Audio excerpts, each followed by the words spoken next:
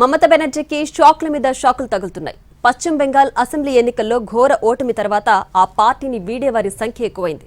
అంతలోనే దీదీ నాయకత్వంపై అసమ్మతి స్వరం గట్టిగా వినిపించింది.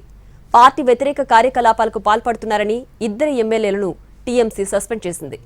అలా సస్పెండ్ చేయడం ఇప్పుడు ఆ పార్టీని నిట్ట నిలువున చీల్చింది. బహిష్కృతుడైన రితబ్రత బెనర్జీకి అండగా నిలిచారు టీఎంసీ రెబల్ ఎమ్మెల్యేలు. దీంతో రితబ్రత బెనర్జీని ప్రతిపక్ష నేతగా గుర్తించారు Bengal assembly speaker Rathindra Bose. TMC టికెట్పై పోటీ చేసిన వారిలో 80 మంది ఎమ్మెల్యేలుగా గెలిస్తే అందులో ఇప్పుడు మమతా బెనర్జీకి అండగా నిలబడింది 4 వంతుల్లో కేవలం 1 వంతు ఎమ్మెల్యేలు మాత్రమే. మమతా బెనర్జీ టీంలో మొత్తం 22 మంది ఉంటే రితబ్రత టీంలో ఏకంగా 58 మంది ఉన్నారు.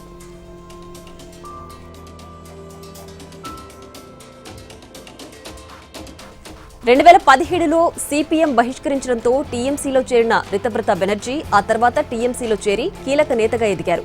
పార్టీ వ్యతిరేక కార్యకలాపాలకు పాల్పడుతున్నారన్న ఆరోపణలతో సోమవారం టీఎంసీ నుంచి సస్పెండ్ అయిన రితబ్రత బుధవారం ప్రతిపక్ష నేత హోదా దక్కించుకున్నారు.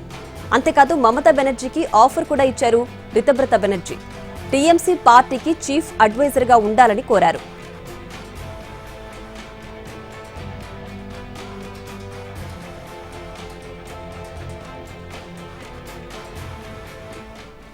పార్టీ ఎమ్మెల్యేల ఫిరాయింపులతో మమతా బెనర్జీకి ఏం చేయాలో పాలుపోని పరిస్థితి ఎదురైంది. అసెంబ్లీలో 2 వర్గాలుగా చీలిపోయిన పార్టీకి పార్లమెంట్లోనూ అదే పరిస్థితి ఎదురు కానున్నట్లుగా గట్టిగా వాదన వినిపిస్తోంది.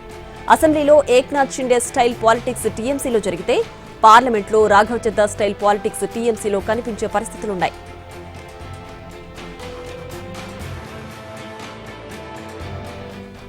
పార్లమెంట్లో 3వ అతిపెద్ద పార్టీగా ఉంది టీఎంసీ.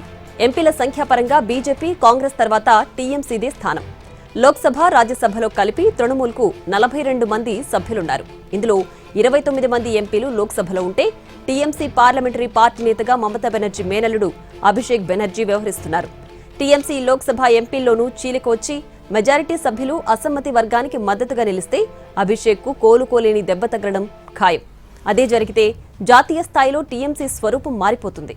అంతేకాదు కేంద్రంలో బీజేపీపై పోరాడేందుకు ఏర్పడిన ఇండీ కూటమిలో టీఎంసీ గళం బలహీనపడనుంది. పార్టీ ఫిరాయింపుల చట్టం ప్రకారం అనర్హత వేటు పడకుండా ప్రత్యేక వర్గంగా గుర్తింపు పొందాలంటే 3/2 వంతుల మెజారిటీ తప్పనిసరి. ఆప్ నుంచి రాఘవ్ చద్దా సహా పలువురు రాజ్యసభ ఎంపీలు ఇవే లెక్కలతో బీజేపీలో చేరారు. పార్టీ మారినా ఉప ఎన్నికలు జరగకుండా ఉండాలంటే లోక్సభలో 29 మంది టీఎంసీ ఎంపీల్లో 19 మంది, రాజ్యసభలో ఉన్న 13 మందిలో 9 మంది పార్టీ ఫిరాయించాలి. ఈ పార్టీ మార్పు అంశంపై జరుగుతోన్న చర్చలపై 9 మంది లోక్సభ ఎంపీలు, 3 రాజ్యసభ ఎంపీలు ఆసక్తి ప్రదర్శించారని ఇటు బెంగాల్, అటు ఢిల్లీలో టాక్ వినిపిస్తోంది. పరిస్థితులను గమనిస్తున్న వారు మమతా బెనర్జీ నెలకొల్పిన టీఎంసీని మునిగిపోతున్న నౌకగా అభివర్ణిస్తున్నారు. మునిగే నౌకలో ఉండేందుకు మెజారిటీ నేతలు భయపడుతున్నారు.